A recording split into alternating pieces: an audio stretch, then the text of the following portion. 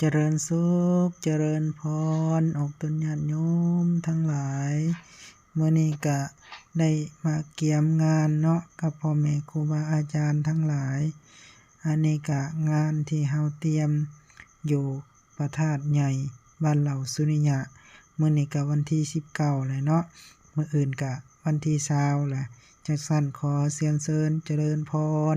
ออกตนญาติโยมทั้งหลายเด้อลงมาร่วมงาน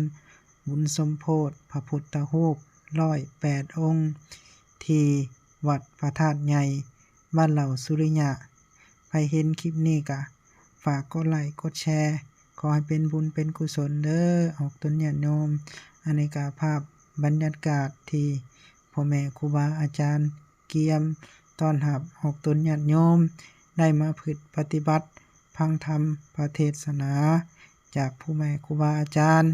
ที่หาโอกาสได้ยากใครเห็นคลิปนี้จงมีแต่ความสุขความเจริญเด้อให้ทุกข์ให้สุขให้โรคให้ภัยหายพยาธิโรคาเด้ออาสาธุ